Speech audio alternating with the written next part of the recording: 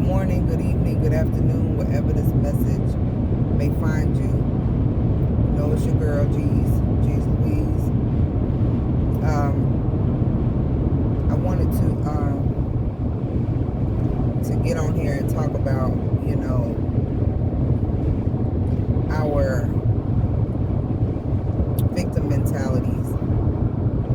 And I wanted to identify you. I don't want to talk at you because I'm talking to me too. But I wanted to say, you know, when we first meet people in relationships, and I'm talking about strictly romantic relationships, sometimes we can even say with business, or we could just say relationships in general, but for the most part, there's a main attraction in the beginning.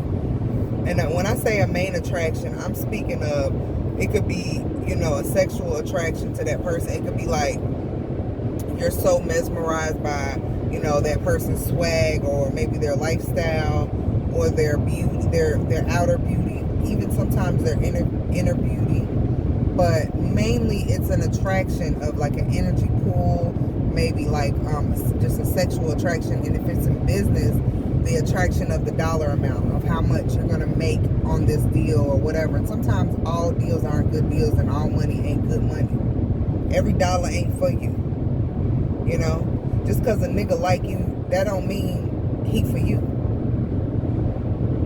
Don't go with just what you like. Don't have a long list of shit you don't like in the situation. Oh, but I'm gonna do it for this. I'm doing it because of this. Nah, you don't do shit to prove no points. You don't do shit just for a dollar amount. You know, we have to stay in a flow. I don't care what your beliefs are or whatever. There is a certain flow in life. And you know when you're in that flow because it feels right.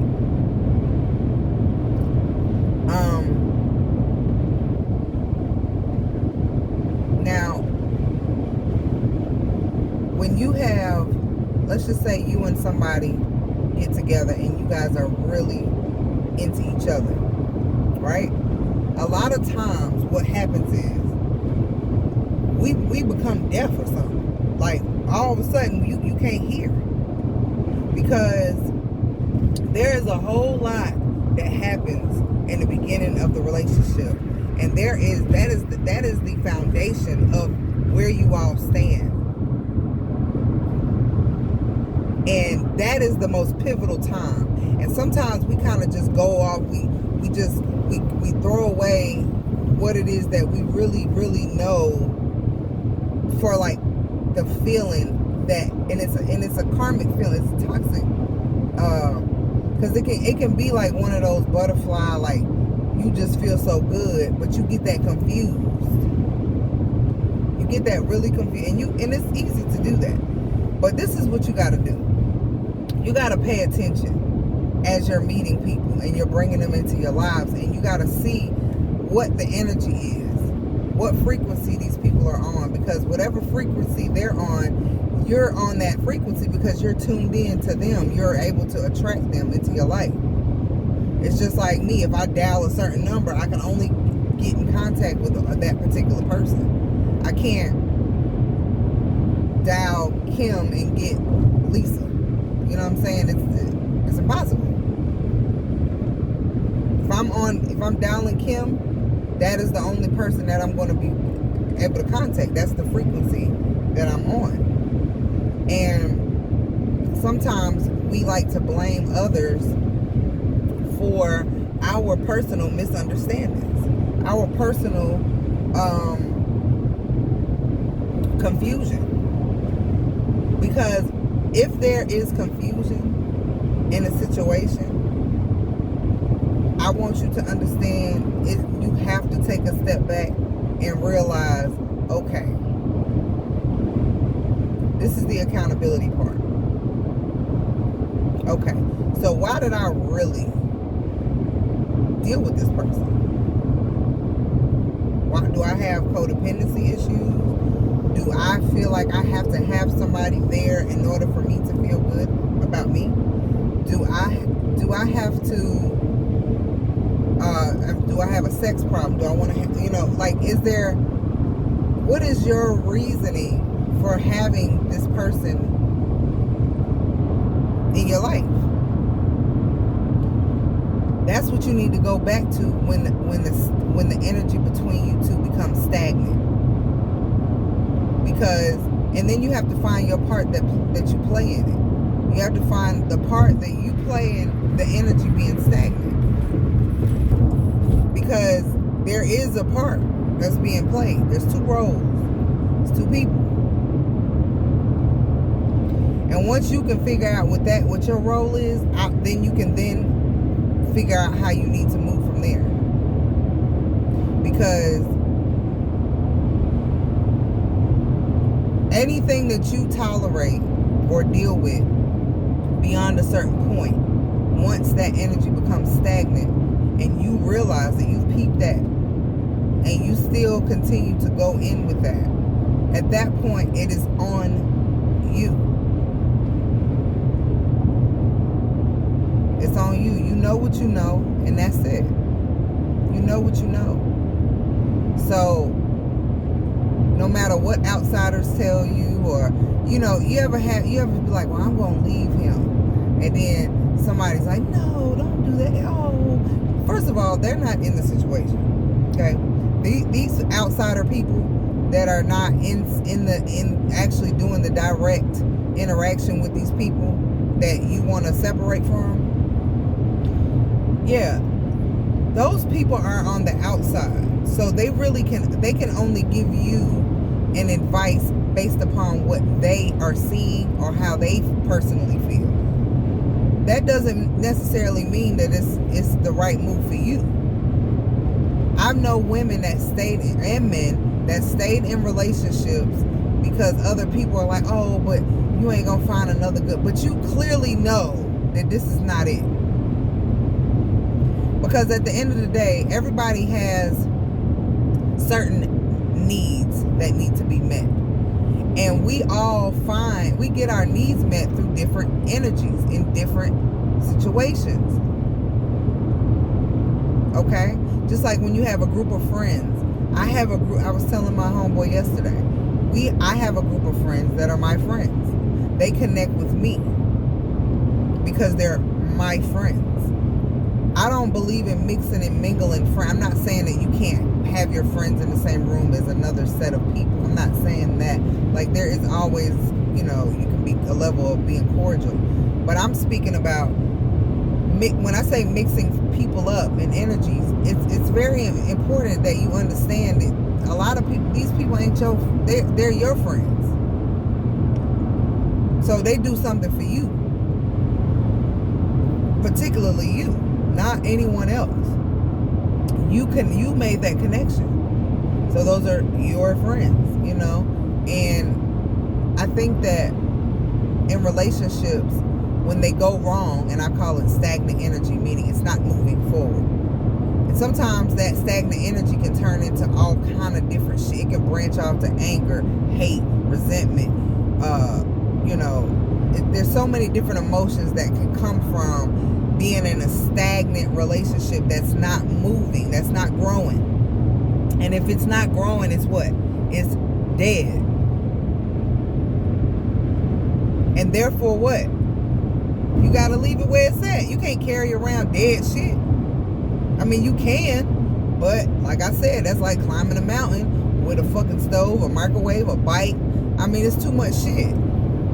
If it's dead, don't sit there and beat a dead horse, or don't sit there and just keep trying to revive some shit that's it's not moving. And once you figure out why, you can better deal with it, to be honest, on an emotional level. Because I go through it.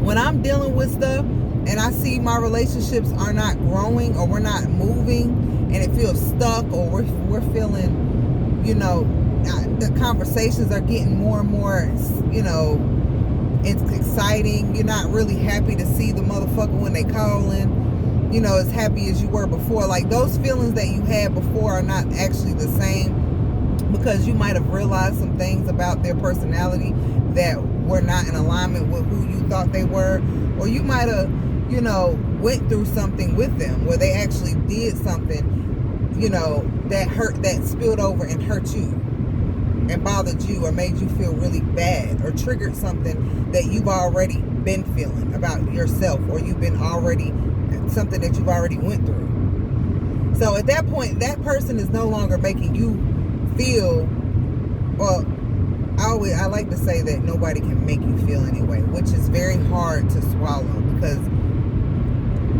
honestly, there are people that do things, right, that you hear about all the time that you're not attached to, and it doesn't bother you, not one bit, because that's their life and they're doing what they do, right? Like if I tell you my boyfriend cheated on me, right, you're on the outside, so you're not attached to it, so you're feeling like it's not hurting you the way it's hurting me, right, because I'm attached. But my accountability, me taking accountability, is that, you know, this might have been over, and this might not have been the pick, and that's why, you know, our energies have been not matching, you know what I'm saying, for a while, and now he's cheating.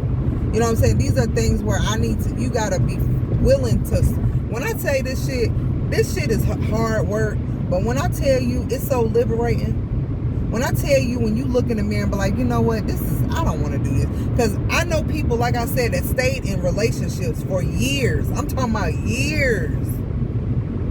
Almost decades, and some over decades. Being absolutely miserable with one another. Blaming their misery on each other. You are responsible for your own happiness, darling. And if that person that that you're, let's say you're married, and let's say you're in a relationship and you're living together, maybe you're not even married, you're just together or whatever, and y'all are literally like fucking different people, y'all are not having y'all are not talking to each other, you don't eat together, you don't sleep together, what the fuck are y'all together for? You see what I'm saying? It's like, honestly, you're just together because y'all said y'all was together, y'all got married, or y'all said the united front is that y'all are together, or y'all share bills, so you don't want to let the other motherfucker go because you don't want to have to pay the whole rent now. You know what I'm saying? It's all kind of reasons why, and I'm not saying that they're wrong and it's not hard to maneuver out of that situation, because it is hard, because it's what it's called is a codependency. It's a relationship that was formed at one point for whatever reason, and you have to be honest with yourself of why y'all came together, and now you have to also be honest and say, well, it's expired, the time is expired, it's over. I mean, we won't forever, ladies. Men, I don't think so. They say it because they think we want to hear it. They say, oh, it's forever, I love you forever, you know, but do they ever love you for real, like forever? And do they be there for you forever? Because love is an action word. I got motherfuckers that say they love me all the time, but I don't never see their ass, and they never help me. They never come to my rescue if I need something. They you know, they're just not there. But, and I'm not saying you got to see somebody every day to call them that to say that they're there, because some of my some of my closest people in my life that I loved so dearly, I don't see them every day, and I don't talk to them every single day. You know, we talk, but we don't talk every day. But we got so much love for each other, it's ridiculous. And I bet you if I need that motherfucker, they coming, and vice versa. If I call, they're coming.